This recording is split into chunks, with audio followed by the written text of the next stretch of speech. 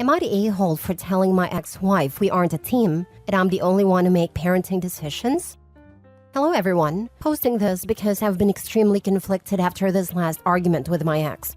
I don't want to diminish her accomplishments, and I hope it doesn't come across that way in the post. For context, when I was young, I married who I thought was my soulmate and had 2 kids together, a daughter and a son. Unfortunately, I did not know my wife was an addict and alcoholic when we married. She hid it extremely well, until a few years in, I began noticing patterns and eventually confronted her. We split when the oldest was 3, and she signed over custody. I know she ended up being homeless a while after our split because her parents didn't want anything to do with her. Did not know anything besides that. Then she contacted me about a year back and told me she was 3 years sober, had a stable job at home. I checked with her family and everything, and yeah, she was telling the truth. She really wanted to meet her kids, and while I was a little upset at the "her kids" line, I eventually decided it wasn't my decision to make and left it up to the kids, who were now 16 male and 17 female, going on 18. They decided they wanted to meet her, and that was that. They have been hanging out with her about twice a week, and I let her come over for dinner almost every night. No sleepovers at her place as of now.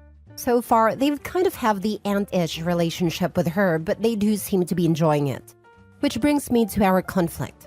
I am far from being a great dad, but I honestly believe I am a good one. I've built trust with my kids through therapy and heart-to-hearts over the years. They're fairly popular at their school, and they recently got invited to a party that I gave them the go-ahead to go. I've spoken to them about the dangers of alcohol, drugs, etc., and they know I am always available to pick them up in a situation they don't want to be in. They also know why me and their mother split up. The kids came home around 11 and just gave me the teen-type rundown. Who was there, they couldn't believe who did what, blah blah. They also were honest with me and told me they tried Jell-O shots, which they thought were gross. That was the end of that. They weren't drunk, they weren't buzzed. They tried a drink and that was that. They were there for 2 hours and came home. Well, I guess they brought up the party in front of their mother that following breakfast meetup, and she was livid. She tried to ground them from electronics and socializing for 2 weeks. They said it was really awkward and asked me to pick them up without much of the details.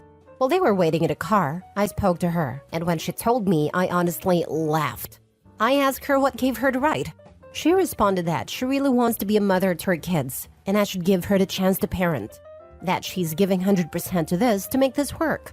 I told her it's way too late for that. The kids are basically adults, have part-time jobs, pay for their phone bills/clothes by choice, and are deep into their plans for adulthood. She then told me I was robbing her chance to make things right, and asked what was the point of letting her into their lives if I wasn't letting her be a mom. That we needed to be a team because she needed my support. And here's where I might be the a-hole. I told her the kids are well past the age of asking me why mommy doesn't love them when crawling into my bed at night, and that she was welcome to leave again. And as far as being a team, the only team is me and my kids. I am their parent. They listen to me and respect me because I've listened to and respected them their whole lives. We have not spoken since then, now going on a week and a half. She has still texted the kids good mornings/night messages, but has skipped 2 meetups they usually have so far. So am I the a-hole? Now for the top comments. Not the a-hole. She needs to know her place. It's great she got clean, but she missed out on basically their entire childhood. She now needs to accept she won't have that mother/kid relationship with them like she wants. I agree. I just don't want this experience to kill the effort she put in. I do believe she can have a relationship with the kids, and they also seemingly want some type of relationship with her. But they aren't kids. My daughter is hoping to study abroad in Germany because she wants to move there. This is past the dreamer level because she's put a lot of time into it already and has her scholarship applications planned out. I think your last interaction with her warrants a text to her to discuss things. While it's impossible for her to mommy to her children, it is still possible for her to be mom to her adult children if she builds her relationship the right way. I'd focus on burying, but not forgetting the past, and do not screw up the future over it. I have friends who have similar stories to your children, and they were able to salvage a relationship with a parent after many years of them not being around. They would say, my dad may not have been there for the first 10 years, but for the last 20 he has been nothing but supportive and loving. I know this is stupid, but this made me bawl a little. I truly want my kids to know even just 1/10 of the woman I knew. If she can become that woman for them, I'm for it. I just hope I'm not in the way. Hey, you're honest. If you haven't put in the work and been there, almost adult teens don't need you getting involved. And it doesn't matter how much you want to participate, if it's your own choices in life that made you lose that relationship. Not the a-hole. Like I mentioned in the post, I don't want to discredit her. She knew I wasn't going to let some freshly sober stranger around my kids. She did seemingly work hard at it and started repairing the smaller relationships first before she decided she was ready to try and face us. It's just unfortunate she was this late. She is closer to being the woman I knew when we met now than our entire marriage. Next story. Am I the a-hole for wanting to divorce my husband over kids? I, female 29, knew from a young age I don't ever want to have or raise children. I met my husband in college, and he was decidedly child-free too.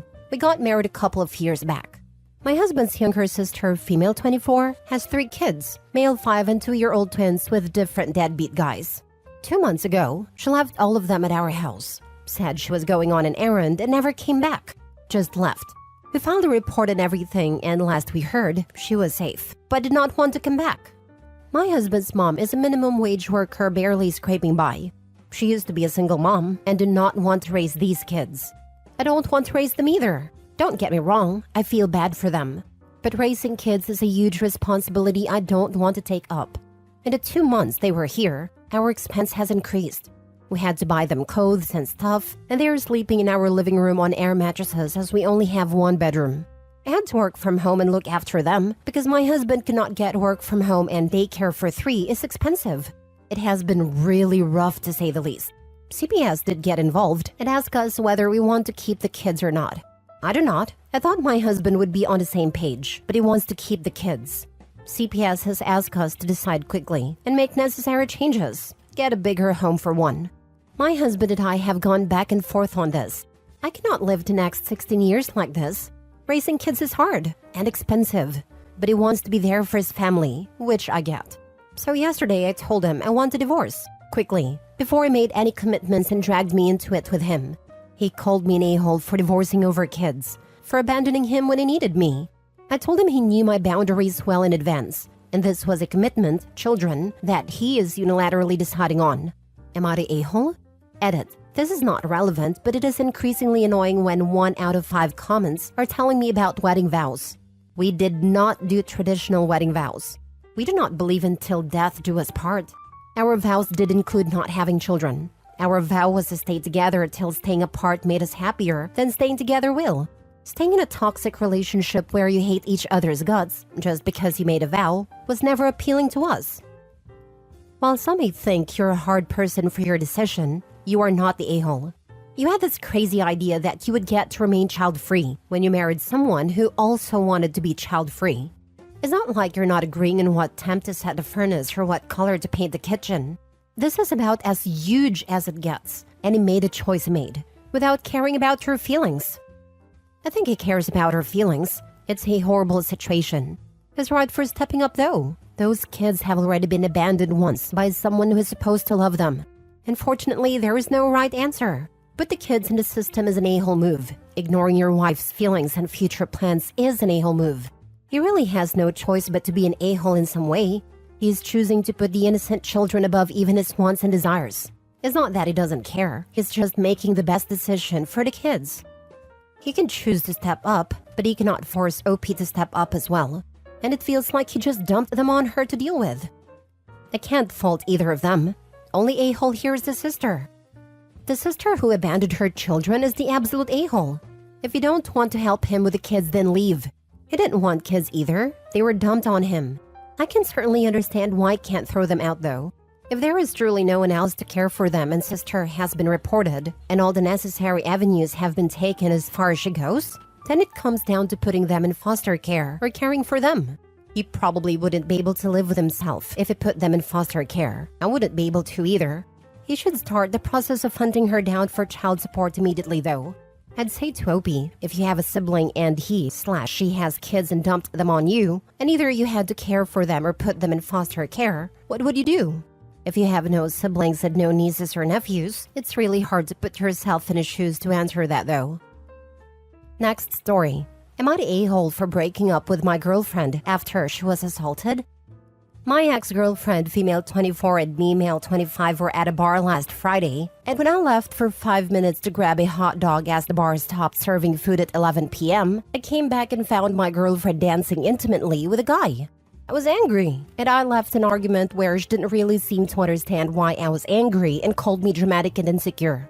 I decided this wasn't for me on my way home, because she was rubbing herself against the dude, but also because she dismissed me being hurt. However, I decided to sleep on the matter because we were both drunk, and I would give her another chance to explain. Next morning, I woke up to a million texts from her. She was asking me where I was and to come back. This was until 2 a.m. and then later at 7 a.m. from her mother telling me that ex-girlfriend was assaulted and beaten, and that she was in the hospital.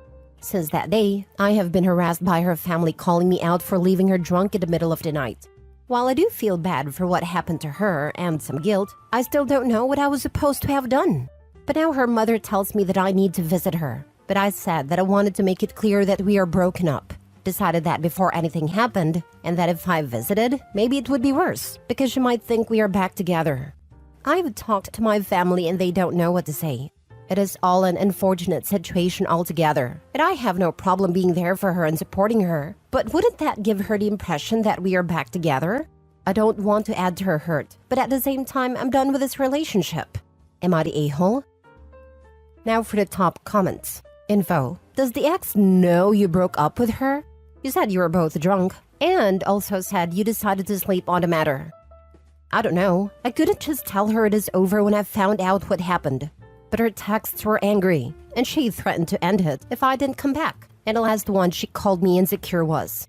It was strange, because before I left, I told her I was going home, and that she could take an Uber home to her place because I didn't want to see her until we have sobered up. Have you showed her mom these messages? You need to break up with her. She completely disrespected and borderline cheated on you depending on what your boundaries were. Man, that title is really kind of misleading. Based on that, I was initially ready to throw out the YTA vote. But after reading it, what were you supposed to do? It seems to me that the relationship ended a few hours before she was assaulted. How are you to know that something so horrible were to happen to her? Nobody is at fault for her being assaulted except for the man who did it. Not the a-hole. I was asking if I should suck it up and be there for her until she's stronger. Then we can part ways. Nah, dude. Block the whole lot.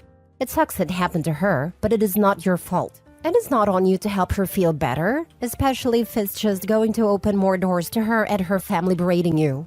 If you haven't made it clear to her that you're not with her anymore, send her a text, then block. Last story. Am I the a-hole for not supporting my sister in having a baby? My female 32, sister Emma, female 29, has always wanted to have kids and be a stay-at-home mom. That's literally all she dreamed about. A big wedding, house, kids. I have a very different idea of life in the opposite direction, as in career and child-free. Let me be clear, I am not ditching her choice. Every person has right to their own choices. But I do not think forcing other people to bear brunt of your choices is good. To get to the story, our parents spent a fortune on my sister's wedding. She got married around 5 years ago, but they have trouble conceiving and has already gone through 2 sets of IVF. It is sad. Our parents don't have any money to help them, and neither does brother-in-law's family. From what I know, they don't have savings, are renting and have not paid off their student loans. So a few weeks ago, they asked if I could help them, and I said no. They asked why, and I just said my answer is no. I am sorry for them, but I won't give them money. They kept pushing about it, saying how I go on exotic vacations and own a house already.